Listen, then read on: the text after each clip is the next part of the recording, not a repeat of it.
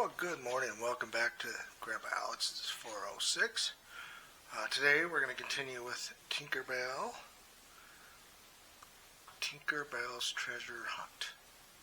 This is continuing from the classic Disney library that I bought.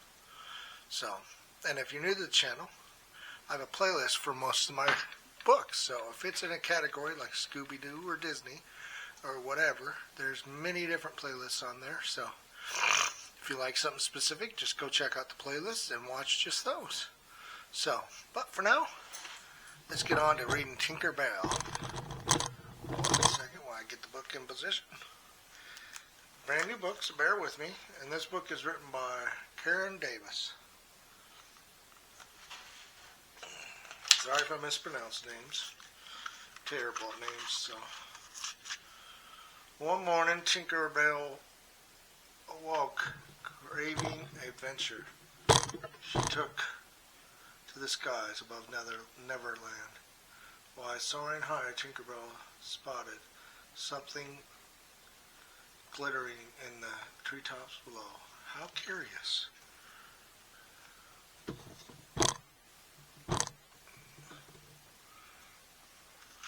Hidden among the leaves and branches was a small ribbon-tied scroll. How did it get way up here, she wondered. See it right there?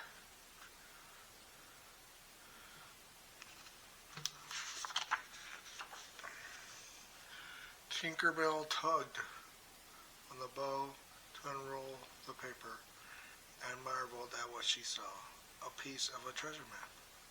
She recognized some of her favorite places on Neverland. She traced the line with her finger, wondering who made the map and what the treasure might be. This is the adventure I have been searching for. Tinkerbell rushed to the hideout to share her discovery. The fairy couldn't wait to lead her friends on a grand treasure hunt. She knew that together she and her friends could have such fun taking on daring feats of bravery. But Peter Pan, Michael, and John were out exploring, and the Lost Boys said they were busy. "Aw, Tink, we can't treasure hunt today," said Nibs. "We've got important Lost Boy games to play."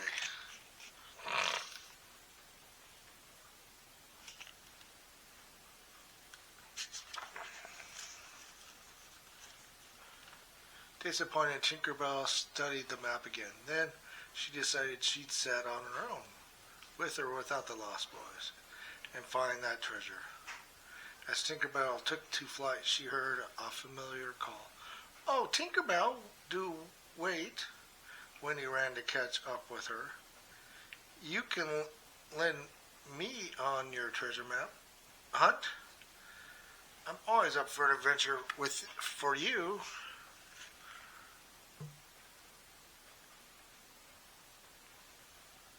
Tinkerbell was thrilled to have Wendy join her outing. Wendy always had such good ideas. She knew they'd make an excellent team. The two reviewed the treasure map together.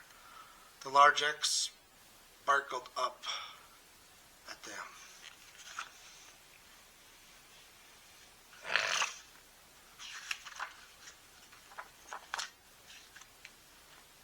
Tinkerbell knew that spot from her daily flights. She motioned for Wendy to follow her. The pair journeyed past the Mermaid Lagoon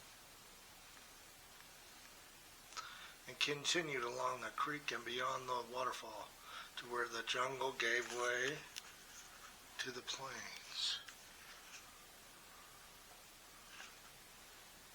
But when she reached the golden field, a boulder set where the treasure should have been.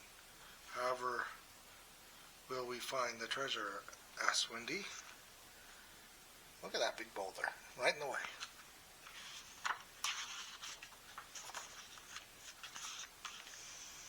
Then Tink saw a boulder move a bit. Then it was not a rock. She grabbed a blade of grass, then went and tickled the boulder until it giggled. It was a rhino. As the animal stood, the fairy flew beneath it and reviewed what had been hidden.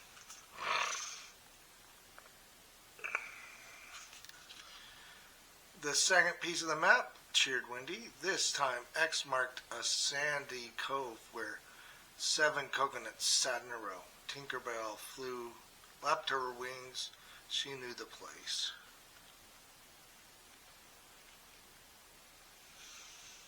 She led Wendy west towards the sea. They traveled through a palm tree grove before finally reaching the cove.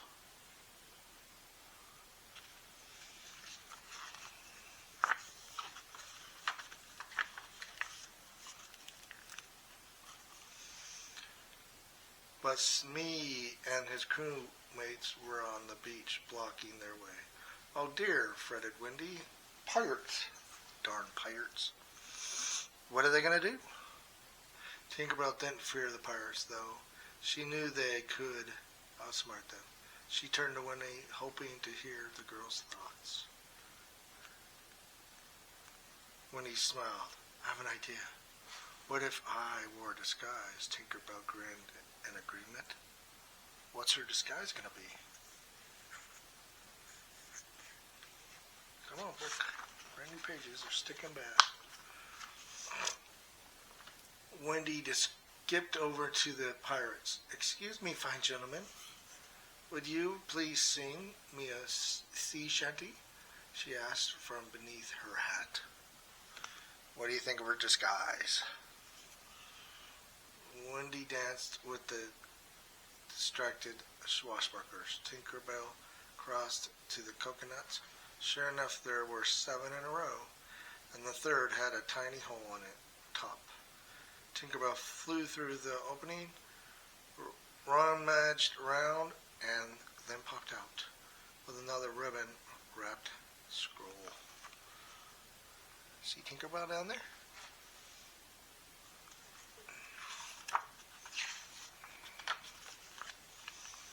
Tinkerbell lined up the map pieces next to each other.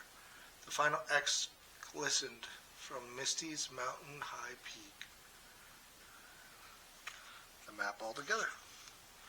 Wendy escaped the pirates and returned to Tinker's side. Why, that's so fair, said Wendy. Far, said Wendy. How can we get there before sunset? How can they? How can they?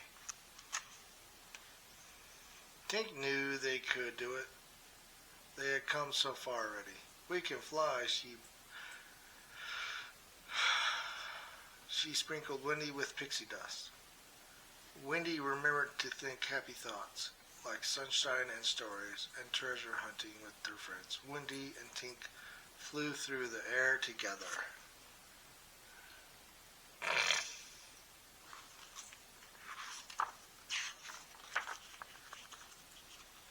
When they landed, Tinkerbell came upon a trail of flowers, each mysteriously tied with a ribbon. The treasure must be close.